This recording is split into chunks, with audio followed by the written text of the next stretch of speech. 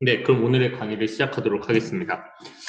어, 오늘의 첫 강의는 원래는 수업 계획서에는 그 서큘레이션, 순환기로 적혀 있었을 거예요. 근데 순환보다는 오늘은 호흡을 먼저 하려고 일단 가져왔고, 이 호흡을 다음 주까지 하고, 그 다음에 순환으로 넘어가려고 해요. 그래서 이거는 원래는 순환부터 생각한 게 그게 제일 중요하고 사람들이 관심 많을 것 같아서 했는데, 울산의대 교육과정이 보통 호흡기 먼저거든요. 그래서 울산의대 과정에 거의 비슷하게 시작을 했습니다. 여러분들 호흡이 뭐인 것 같아요? 우리가 숨을 쉰다라는 거. 네. 생명 유지를 위해서 기체 보안을 생명 유지를 위해서 기초교환을 하는 거 좋습니다. 실제로 호흡은 크게 두 가지로 나누어져 있어요. 첫 번째로는 내호흡이 있고요. 두 번째로는 외호흡이 있습니다. 그 내호흡이라고 하는 거의 정의가 뭔지, 1학년이에요? 간호학과? 1학년이시면, 1학년이면 아직 모르겠네. 그 내호흡은 간단하게 생각하면 우리 세포가 산소를 갖다 쓰는 거예요. 특히 주로 어떤 소기관이 많이 쓸까요? 미토콘드리아라고 하는 우리 세포 내에 소기관이 있어요. 얘가 보통 에너지를 만드는 데에 굉장히 중요한 소기관입니다. 걔가 에너지를 만드는 과정에서 산소를 사용해요. 그게 어떻게 되냐면 전자가 흘러가는 그 구조가 있거든요. 그 흘러가는 구조에서 마지막에 전자를 받아요. 그 받는 애가 산소인 거예요. 그럼 그 과정에서 무엇이 생기냐? 이산화탄소가 생깁니다. 물론 물도 생겨요. 물과 이산화탄소. 그리고 아미노산의 경우에는 암모니아도 생기긴 하지만 일단 일반적으로 물은 우리가 노폐물이라고 생각하진 않으니까 이산화탄소가 생깁니다. 그럼 이산화탄소가 쌓이겠죠. 그걸 어떻게 해줘야 될까요? 네, 제거해줘야겠죠. 그 과정이 내호흡이 되는 거고요. 그것을 세포 단위에서는 내호흡인데 우리 몸도 그러면은 세포들이 쌓아놓은 이산화탄소를 우리 몸 밖으로 내보내야겠죠. 그리고 우리 몸 밖에 있는 산소를 다시 가져와야겠죠. 그것을 내호흡이라고 합니다. 그래서 내호흡 같은 경우에는 이제 생화학에서, 화학에서 굉장히 중요하게 다뤘을 거예요. 그래서 나중에 여러분들이 궁금하면 그 화학적인 그 우리 몸이 에너지를 어떻게 만들고 세포가 어떻게 유지되고 이것에 대해서도 우리 공부를 할 건데 오늘은 외호흡, 우리가 진짜 숨을 쉬는 것에 대해서 생각을 해보려고 합니다. 실제로 우리 학생이 얘기한 것처럼 옛날부터 이 숨은 삶이라고 생각을 했어요. 이제 나중에 히포크라테스가 나오면서 막 갑자기 개념이 좀 이상해졌는데 이 호흡은 삶이다 이렇게 얘기가 됐었습니다. 네. 근데 그러면 우리가 공기만 마시고 공기만 내뱉으면 될 거 아니에요. 그러면 폐라는 구조는 왜 필요할까요? 우리가 폐는 숨 쉬는 거고, 그죠? 위는 먹는 거다. 그래서 식도가 있고 기도가 있다. 여기까지는 여러분들이 다 아시죠? 식도는 음식이 넘어가는 곳이고 기도는 공기, 말 그대로 공기가 넘어가는 통로니까 여기까지는 아는데 우리가 산소를 마시는 거고 이산화탄소를 내뱉는 거면 공기를 숨으로 마실 필요가 있어요? 그냥 먹으면 되는 거 아니에요? 위로 공기가 쭉쭉 넘어가면 위도 산소를 업테이크하고 이산화탄소를 내뱉을 수도 있을 텐데 왜 기도를 통해서 공기가 들어가야 우리가 살 수 있을까요? 실제로 사탕이나 뭐 먹는 것들이 기도를 막아버리면 우리가 숨을 못 쉬어서 죽기도 하잖아요. 왜 그런 일들이 벌어지냐?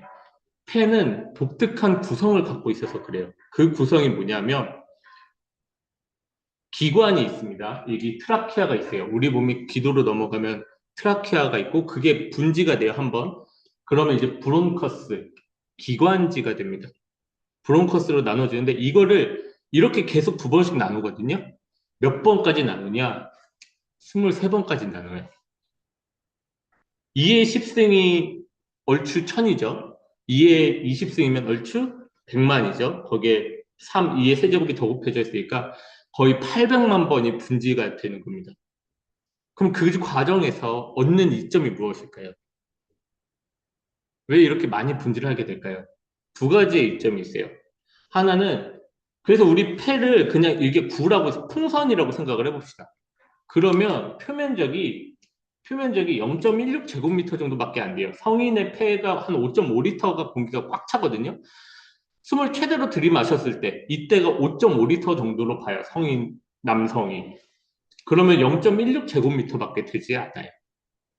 그런데 이게 계속해서 분지가 되면서 그 공기를 가질 수 있는 공기 주머니들이 작지만 8,800만 번 이렇게 분지가 되면서 개수가 많아졌잖아요. 그만큼 구가 많아진 거예요.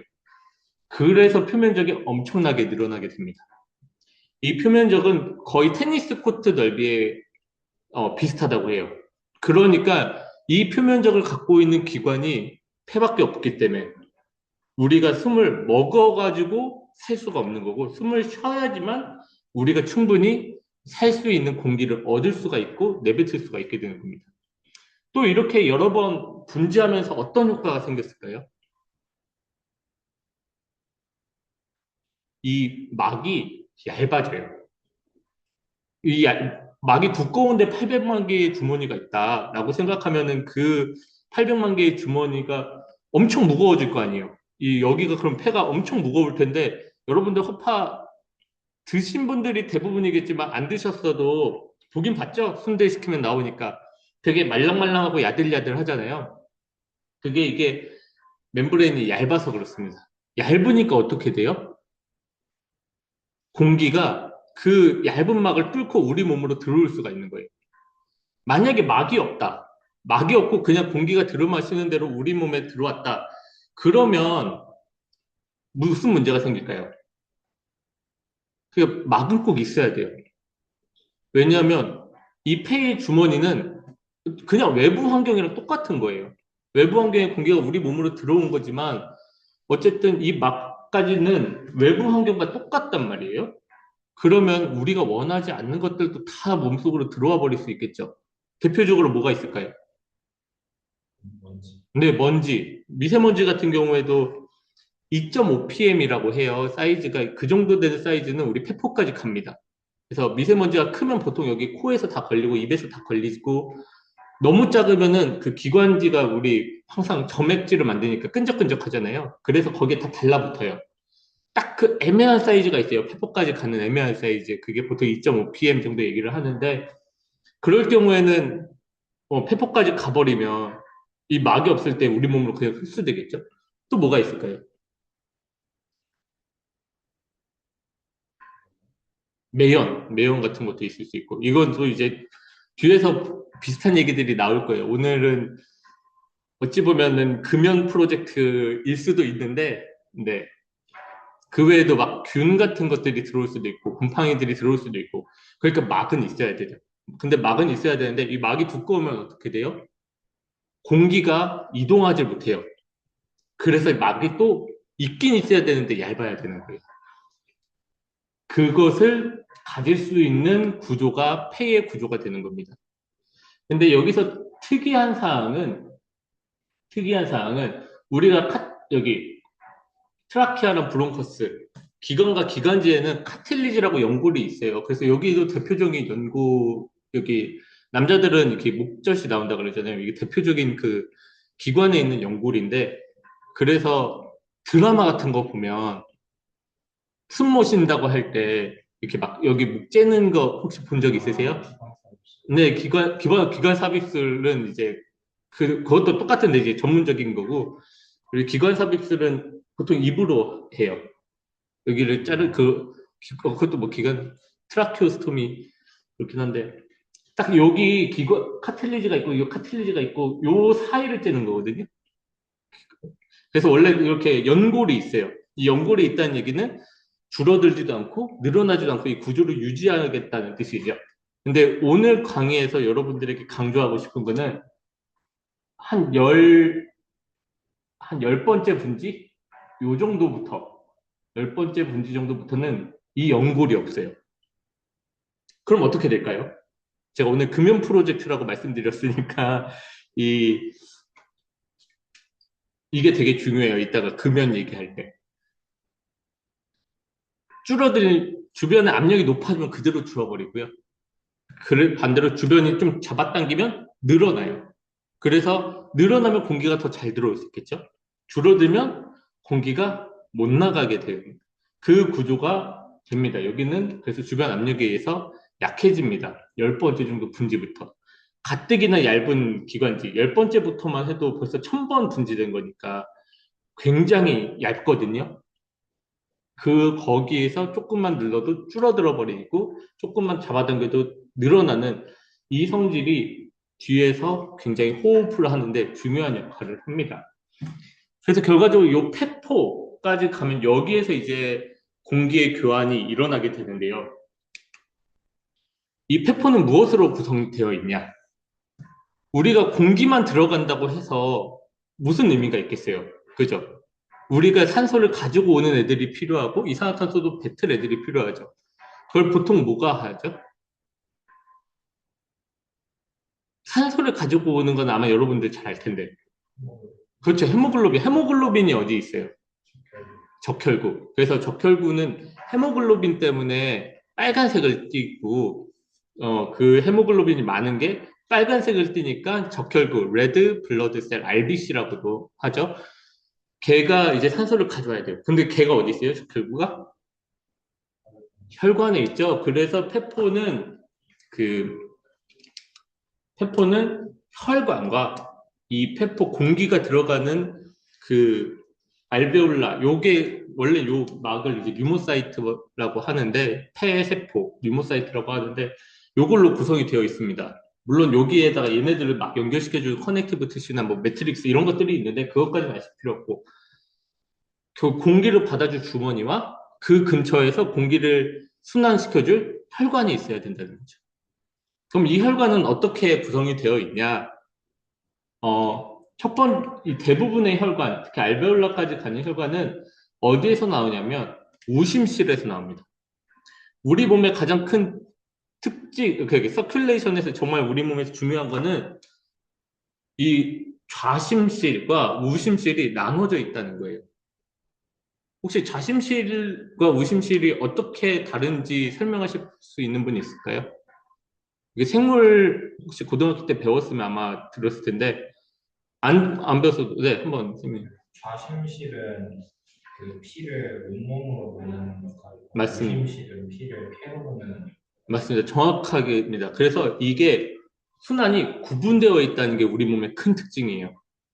뭐냐면 좌심실은 피를 우리 전신으로 보내잖아요. 그럼 전신으로 보내면 어떻게 될까요? 이 전신에서는 얘네가 산소가 필요하니까 이 피에 있는 산소를 가져갑니다. 그리고 얘네가 에너지를 만들면서 이산화탄소를 만들죠. 그러니까 CO2를 내보내게 돼요.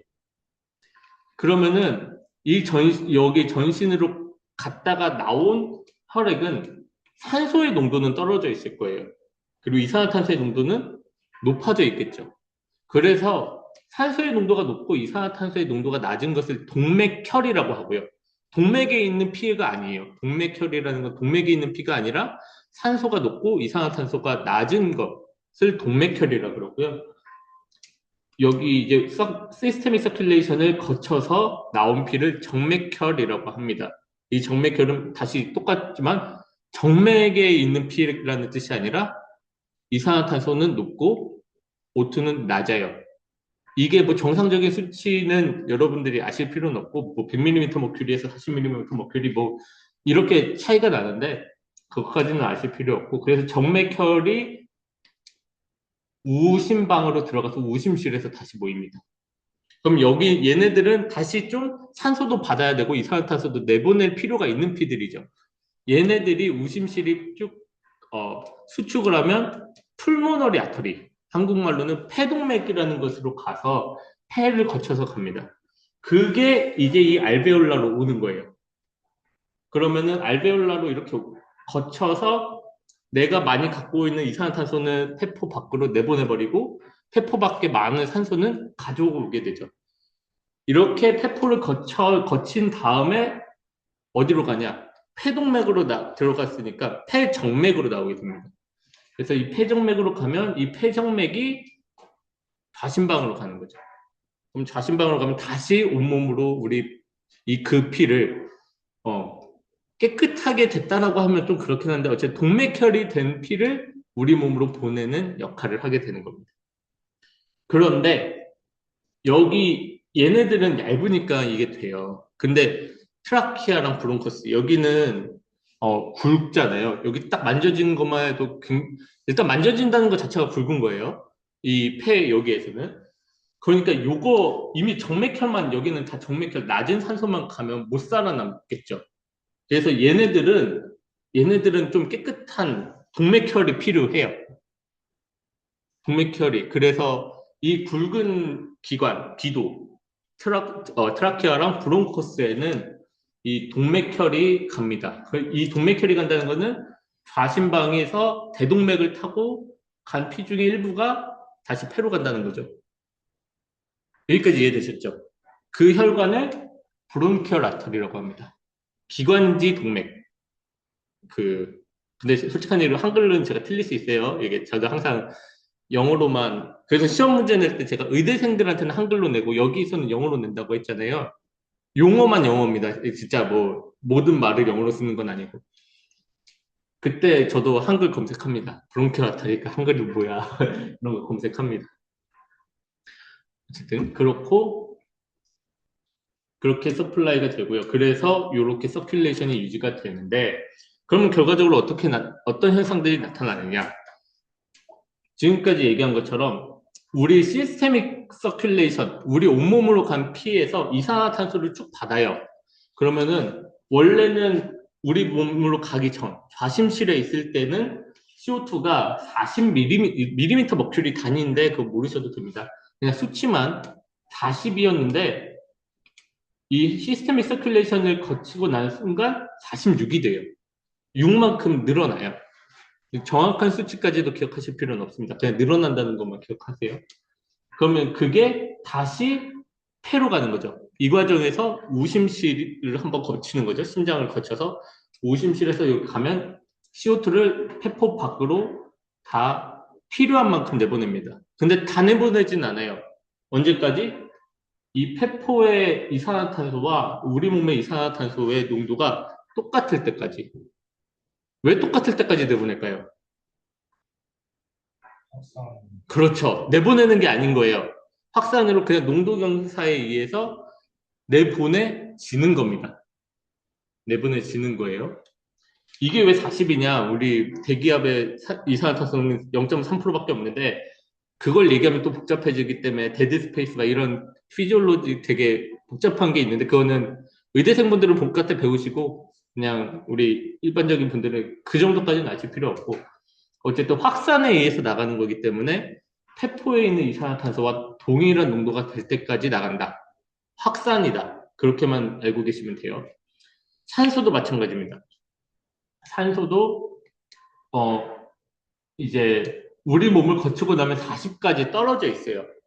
뭐, 지금은 떨어졌는지 모르겠지만 실제 이게 떨어져 있어요. 그래서 정맥을 뽑으면은 산소가 40 정도 나와요, 실제로. 그리고 동맥을 뽑으면 실제로 100 정도 나와요. 그래서 이건 나중에 수치 알게 될 텐데 그래서 이 40인 피가 다시 폐로 가면 이 산소를 받겠죠? 언제까지 받냐? 이것도 똑같이 폐포의 농도와 동일해질 때까지 받습니다. 폐포의 농도라고 하기보다 원래 기체니까 파셜 프레셔라고 얘기를 해요. 파셜 프레셔와 동일해질 때까지 이 기체를 산소를 받게 됩니다. 이것도 마찬가지로 확산 때문에 그렇게 돼요.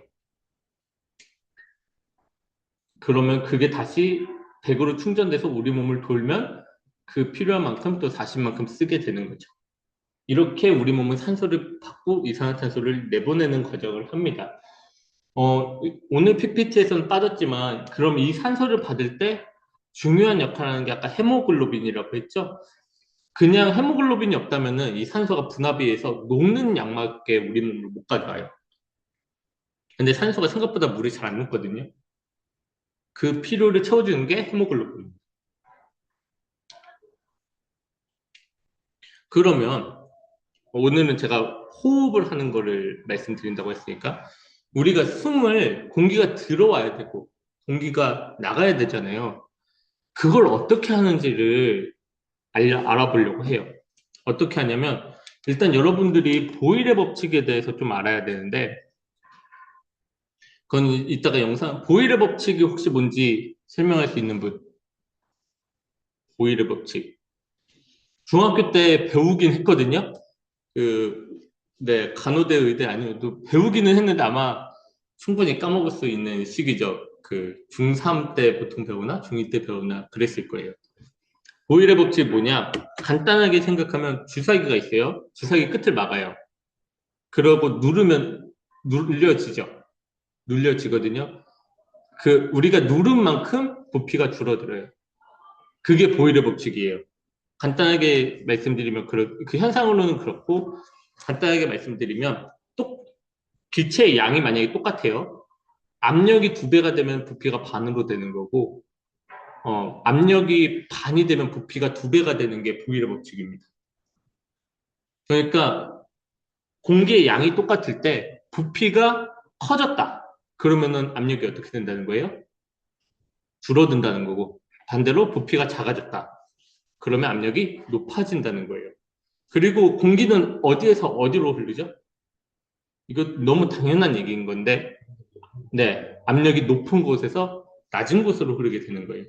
그래서 우리가 공기를 들이마시고 내쉰다라고 생각을 하지만 이 공기를 폐가 막 억지로 가지고 오는 게 아니에요. 폐는 가만히 있어요.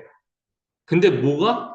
근육들이 움직여가지고 여기에 공기를 빨아들일 수 있는 환경을 만들어주고 내뱉을 수 있는 환경을 만들어주는 겁니다. 그래서 폐가 공기를 마시는 게 아니라 근육이 폐가 공기를 마실 수 있도록 역할을 한다. 그렇게 생각을 하시면 되고 숨을 들이마실 때 두 가지의 근육이 중요해요.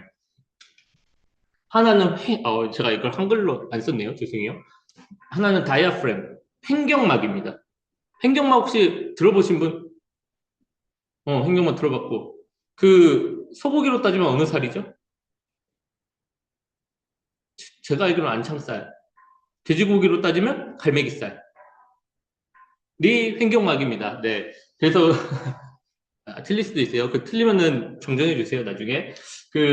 그래서 다이아프램이 이렇게 우리 몸 안에 있어요. 우리 몸 안에.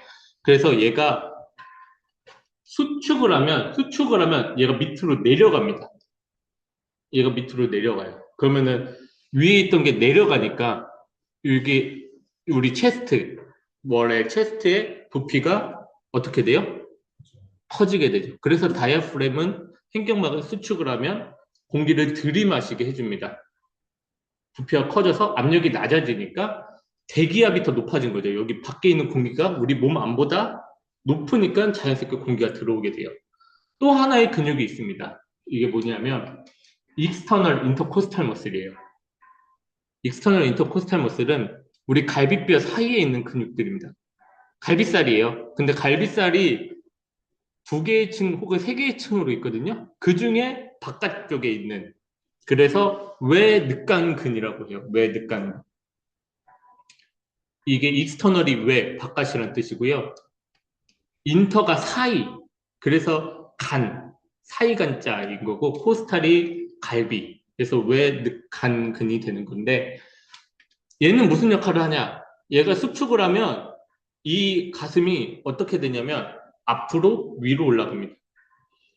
이렇게 하면 앞으로 위로 올라가게 돼요. 그래서 그 무브먼트를 버켓 핸들 무브먼트 혹은 와터 펌프 무브먼트라고 하는데 이 버켓을 위로 들어올리는 거랑 손잡이를 위로 들어올리는 거랑 똑같은 움직임이 된다라고 얘기는 하는데 저도 솔직한 얘기로 이 그림만으로는 이 그림은 오히려 더 헷갈리는 것 같아. 그냥 우리가 숨을 쉴 때 가슴이 올라오잖아요. 흉식 호흡일 때, 복식 호흡은 다르죠? 네, 흉식 호흡일 때.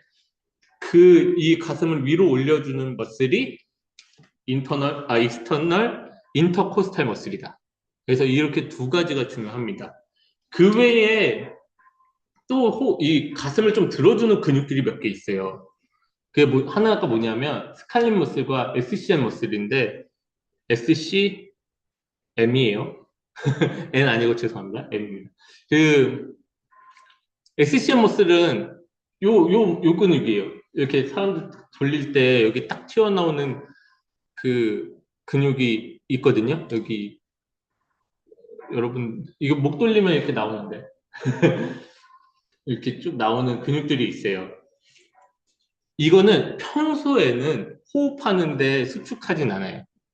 언제 수축을 하냐? 우리가 액세서리니까 일반적일 때가 아니라 숨을 정말로 열심히 쉬어야 될 때. 그래서 대표적으로 언제냐면 운동할 때. 운동할 때는 공기를 많이 마셔야 되니까 그때는 쓰이는데 이 숨 쉴 때 여기 목에 근육이 막 들어가시는 분들이 혹시나 어르신들 중에서 있을 수도 있어요. 아니면 병원 가면 환자분들 중에서 그럴 수 있어요. 그건 무슨 뜻이냐? 요 액세서리 근육을 써야 될 만큼 숨이 차단 얘기예요. 그래서 여러분들 숨찬 사람들 혹시 이미지 생각해 보셨나요? 아직, 그 숨차는 분들 보면, 실제로 보면 여기 숨 쉴 때 이 목에 있는 근육들이 막 수축하는 게 보인다. 막 근육에 힘이 들어가는 게 보인다. 그러면 그냥 보자마자 이 사람은 숨찬 사람이다. 바로 진단을 할 수가 있습니다. 가만히 있는데. 그래서 액세서리 머슬들은 그렇게 있고요. 그러면 숨을 내뱉을 때는 어떤 근육이 사용되냐? 일반적으로는 없어요. 신기하죠? 그냥 이렇게 숨을 들이마시잖아요. 그럼 이게 팽창됐잖아요. 그냥 얘네가 수축을 멈추면 자연스럽게 돌아가요. 이게 눌려있던 게 다시 원상복귀되는 그 힘으로 다시 줄어들면서 공기를 내뱉게 돼요. 근데 우리가 공기를 빠르게 내뱉고 싶을 때가 있죠. 그때는 어떤 근육들이 쓰이냐 정확하게 아실 필요는 없지만 일단 복근이 쓰이고요. 빨리 내뱉을 때 복근이 쓰이고 그 다음에 인터널 인터코스탈 머슬 이런 머슬들이 또 수축하면서 공기를 내보낼 수 있는데 그것까지는 여러분들이 아실 필요 없고요. 어쨌든 호흡이 숨을 뱉을 때 일반적으로는 그냥 가만히 있으면 공기가 나간다. 그 정도만 아시면 됩니다. 그렇게 우리의 몸은 숨을 쉬어요. 그래서 숨을 쉬면 여긴 이날레이션이라고 되어 있죠. 이게 영어로 다 두 개가 다 있는 거예요. 의학 용어랑 영어가 달라요. 결과적으로. 우리가 숨도 아까 제 제목이 뭐였죠? 오늘 강의 제목이 respiration이었죠. 근데 원래 우리가 영어로 배울 때 숨을 뭐라고 외워요? 네, breathe라고 하죠. 그래서 의학 용어는 우리가 일반적인 영어와 다릅니다. 그래서 여러분들의 오늘 강의 이제 이번 그 교양 과목에서 그런 의학 용어에 좀 친숙해지는 거. 그러면은 나중에 공부할 때, 공부가 필요할 때 친숙하니까 조금 덜 힘드실 수는 있을 거예요. 그래서 인스퍼레이션을 할 때 여기 안에 있는 공간이 넓어지니까 폐에 자연스럽게 공기가 들어오게 되고요. 익스퍼레이션을 할 때는 이게 가슴은 내려가고 뒤로 가고 횡격막은 다시 수축에서 이완으로 가면서 위로 올라오니까 공간이 작아지면서 공기가 나가게 됩니다.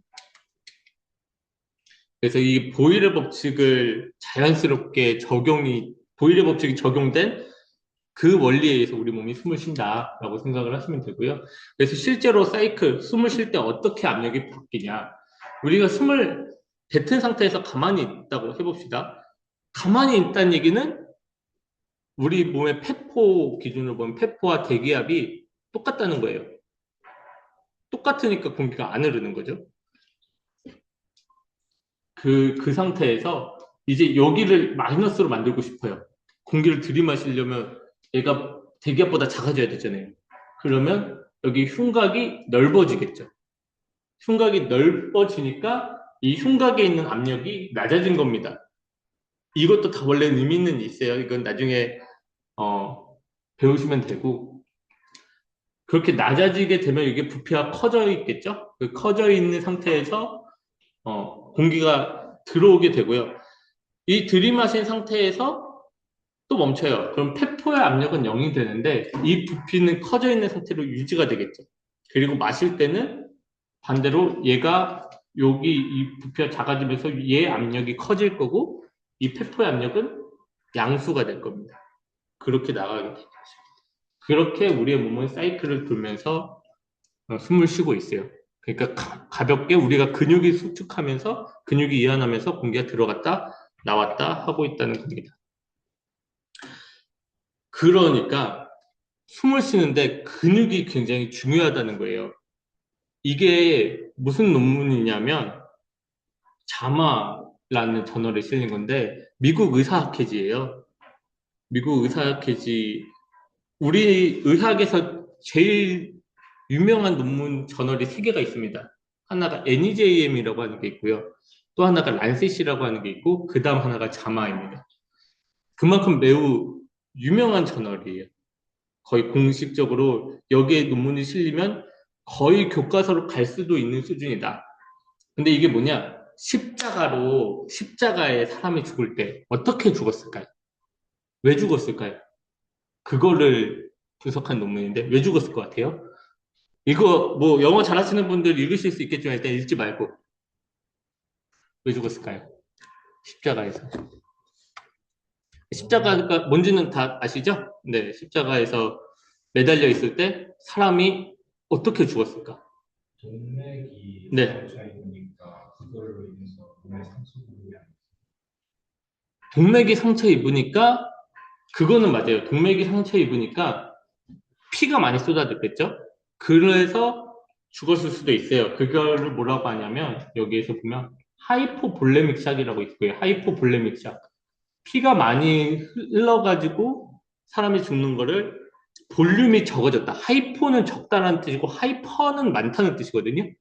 그러니까 볼륨이 하이포 작아졌다. 그래서 쇼이 왔다. 하이포볼레믹 쇼일 수도 있는데, 네, 하이포볼레믹 쇼도 가능성은 있는데 더 중요한 게 하나 더 있습니다. 네, 제 오늘의 강의 주제가 똑같은 거죠. 숨을 못 쉬어서 죽었을 거다라는 거예요. 그래서 여기서 보면 더 메이저 패소피지올로지 제일 중요한 병태생리 이 십자가에 의한 병태생리 그러니까 우리 몸에 이상이 생긴 이유는 숨이 방해를 받아서일 것이다 라는 게 이 자마 논문에 실린 겁니다. 그래서 실제로 이렇게 매달려 있을 때 공기가 계속해서 얘기하지만 자연스럽게 우리 몸에 들어오는 게 아니라 그랬죠. 공기가 근육이 수축하고 근육이 이완해서 그 압력의 차이를 바꾸는 게 공기가 들어오게 되는 원동력이 되는데 이 근육이 움직이지 못하면 기도는 우리가 항상 막혀서라고 생각하지만 막히지 않아도 숨 못 쉬어서 죽게 되는 겁니다. 그래서 실제로 그런 병들이 있어요. 십자가는 이거는 지금 현대사에서 볼 수 없는 거니까 우리가 이걸 공부할 필요는 없고 가장 대표적인 병으로는 뉴로머스큘러 정션 디지즈라는 게 있습니다. 이게 뭐냐? 간단하게 설명을 드리면 근육이 수축하려면 뭐가 필요할까요? 아세트 아세틸콜린. 아, 여기 너무 전문적이 좋아요. 아세틸콜린 여기 나와요. 아세틸콜린 나오는데 뭐가 필요할까요? 아세틸콜린을 분비하는 게 뭐죠? 네, 신경이 필요합니다. 신경이 근육한테 너 수축해라 라고 자극을 줘야 수축을 해요. 그러면 신경이 죽으면 근육이 수축 안 하겠죠. 그걸 뉴로패시, 패시가 아까 패소피지올로지라고 했죠. 병태 생리학. 패소가 병이 있다는 뜻이거든요. 그래서 뉴로패시. 신경병이 있으면 숨을 못 쉬어요. 그리고 근육이 문제가 생겨도 당연히 숨을 못 쉬겠죠. 그걸 마이오패시라고 합니다. 근육을 마이오라고 해요. 그래서 마이오패시 일 때도 숨을 못 쉬는데 그건 너무 당연하고 그죠? 그 근육이 죽어가고 신경이 죽어가면 우리가 살릴 수 있으면 살려야 되는데 못 살리면 어쩔 수 없는 거고 그래서 그것들을 가지고 오는 것보단 얘를 가져오는 게 재밌을 것 같아서 가져왔어요. 이게 뭐냐면 신경과 근육이 서로 소통을 해야 되잖아요. 소통을 하는 그 사이 공간이 있습니다. 신경과 근육이 딱 붙어, 우리 눈에는 딱 붙어 있지만 실제로 현미경으로 보면 이 공간이 있어요. 그래서 여기가 신경이니까 뉴로, 여기가 근육 머슬이니까 머스큘라. 그래서 뉴로 머스큘라 사이에 공간이 있다. 그래서 정션이 되는 겁니다. 물론 정션이 공간이라는 뜻은 아니고 교차로 이렇게 저희 고속도로 운전하시는 분, 없군요. 고속도로 탈 때 이쪽 고속도로에서 저쪽 고속도로로 나가는 그걸 정션이라고 하거든요. 어쨌든 그 공간이 있다. 그러면 여기에서 서로 커뮤니케이션이 돼야 되는 거죠. 그 커뮤니케이션을 어떻게 하느냐. 신경에서는 너 수축해 라고 하는 물질을 내보내야 됩니다. 그게 뭐냐? 그것까지는 아실 필요 없어요. 아세틸콜린인데 맞는데 여러분이 그것까지 아실 필요는 없고 어쨌든 물질을 내보내야 된다. 그것만 아시면 되고 그럼 그 물질이 어떻게 돼야 돼요? 이 근육에 붙어야 돼요. 그래서 이 근육에는 이 물질을 받는 수용체 리셉터가 있어요. 그래서 저 물질이 그 근육 밖에서 표현되어 있는 리셉터에 붙어야 이 근육이 수축을 합니다. 둘이 커뮤니케이션이 돼야 된다는 거죠. 근데 이 커뮤니케이션이 깨지면 어떻게 되는 거예요? 근육이 수축을 안 하는 거죠. 그래서 숨을 못 쉬게 되는 겁니다. 대표적인 병으로, 왜 병까지, 제가 이거 안 넣네? 원래 항상 애니메이션을 넣는데, 대표적인 병으로는 요 마야세니아 그레비스 중증 근무력증이라고 하는 병이 있어요. 이건 뭐냐? 요 수용체가 말을 안 듣는 거예요. 왜 말을 안 듣는지까지는 정확하게 아실 필요 없는데, 안티바디가 붙어가지고, 항체가 여기에 붙어가지고, 얘가 못 붙게 만들고, 얘는 오히려 항체가 붙어가지고 막 분해가 돼요. 그래서 요 개수가 결과적으로 줄어듭니다. 이 아세틸콜린 리셉터, 이 수용체의 개수가 줄어드는 병이에요. 줄어들었으니까, 신경은 열심히 너 수축해라고 얘기를 해도 받아들이지를 못하는 거죠. 그래서 생기는 게 마야세니아 그레비스인데, 요거에서도 역시 치료를 하려면, 그냥 가만히 놔두면 숨을 못 쉬어서 죽을 수 있습니다. 그래서 대표적으로 얘도 숨을 못 쉬어서, 그래서 숨 쉬는 것에 대한 이 매니지먼트가 들어가야 되는 거고요. 치료법으로는 이 아세틸콜린이 더 많이 쌓일 수 있도록 하는 게 치료법이에요, 대표적으로. 그래서 얘가 원래 여기서 분해되거든요. 이것까지는 아실 필요 없습니다. 아세틸콜린이 분해가 되는 걸 아세틸콜린 에스터레이즈라고 하는 효소에 의해서 분해가 되는데 그것을 억제해서 아세틸콜린이 여기 엄청 많아지게 하는 게 치료법이에요. 근데 그것까지 여러분들이 아실 필요는 없고 그 다음 또 하나의 병이 혹시나 참 궁금해하실까 봐 얘기했어요. 시험엔 안 나온다는 뜻이에요. 아실 필요 없다는 거는. 또 하나는 보툴리늄입니다. 보툴리늄 혹시 보툴리늄, 안 들어봤어요? 역시, 여러분들이 젊어서 그래요. 물론 저도 아직은 한 번도 맞아본 적은 없지만, 피부과 있었어요. 보톡스. 보톡스가 이겁니다. 이게 뭐냐면, 보툴리늄이라는 독소는 요 아세틸콜린, 요 물질이 신경이 근육, 너 수축해라고 명령 내리는 이 물질이 밖으로 못 나가게 만들어요. 정확하게 뭐 스네어부트 프로틴을 타겟하는데 그것까지는 아실 필요 없고 얘가 그래서 결국 못 나옵니다. 그러니까 근육이 수축을 안 해요. 그래서 예전에는 지금은 보톡스 정말 좋은 약이지만 약으로 쓰고 있지만 옛날에는 이것 때문에 사람이 많이 죽었거든요.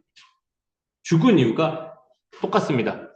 얘가 근육과 수축해가 안 된다는 거잖아요. 신경이 명령을 내리고 싶어도 그 편지가 근육한테 전달이 안 되는 거예요. 편지가 안 나가는 거예요. 그래서 숨을 못 쉬어서 죽었습니다. 원래 그래서 이거는 굉장히 사망률이 높은 질병이었어요, 예전에는.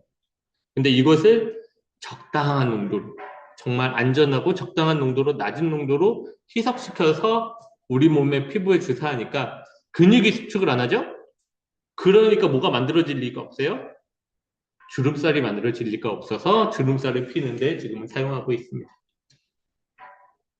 그래서 요거는 논외인데 양리학에서 제일 중요한 말이 있어요. 제가 기초의학에서 양리학이 있다라는 말씀도 드렸잖아요. 양리학에서 제일 중요한 말이 뭐냐면 이거는 여러분들이 상식적으로 꼭 알아뒀으면 좋겠어요. 제 강의를 듣는 사람들 모두에게 하는 얘기인데 도즈 메이크스 포이즌. 용량이 독을 만든다는 거예요. 그게 무슨 뜻이냐? 어떤 물질이 좋은 물질이냐, 몸에 좋은 물질이냐, 몸에 나쁜 물질이냐, 독한 물질이냐, 그게 없다는 거예요. 물질 자체가 독이고 나쁜 거고 좋은 거고가 아니라 그 물질이 적당한 만큼 우리 몸에 들어왔을 때는 약으로 쓸 수 있는 거고 그 몸이 그 적당한 양을, 그 물질이 적당한 양을 넘어가면 그게 어떤 물질이든 독이 될 수 있다. 그래서 도즈 메이스 포이즌이라고 합니다. 그래서 간단한 예시가 요 보툴리늄인 거예요. 원래 보툴리늄은 일반적으로 우리가 자연에서 감염이 돼버리면 이 보툴리늄, 클로스트리디움 보툴리늄이라는 균에 감염이 돼서 그 균이 독소를 내보내는 거거든요. 그렇게 되면 독이인 거예요. 원래는 사람을 죽이는. 근데 적절한 용량을 사용하면 약이 될 수 있는 거죠. 실제로 그래서 여러분들은 그런 거에 안 당하셨으면 좋겠는데 이 물질이 좋다라고 하면서 파는 상용 판매하는 수많은 약들이 있잖아요.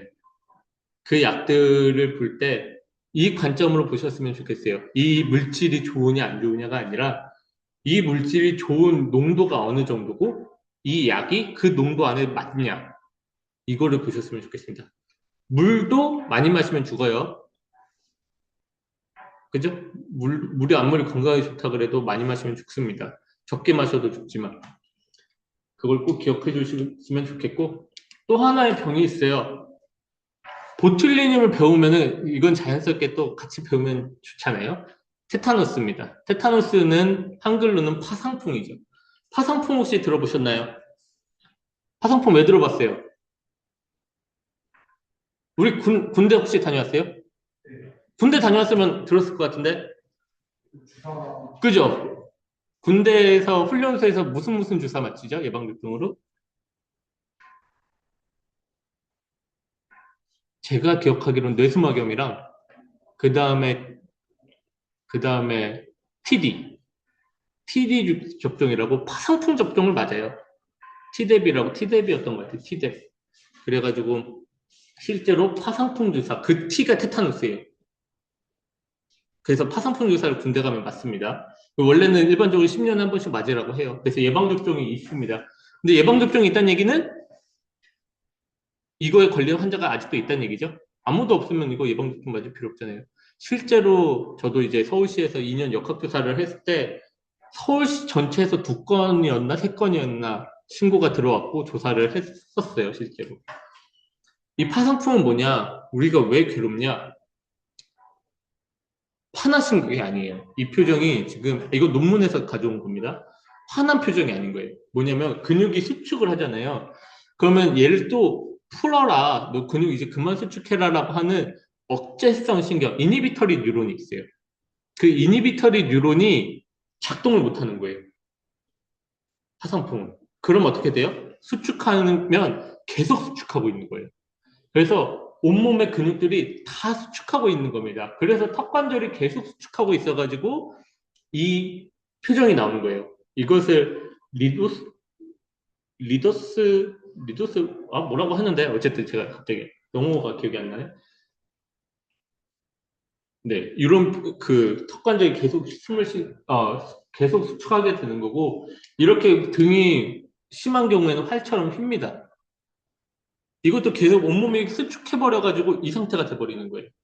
근데 이 계속 아까는 수축을 안 해서잖아요.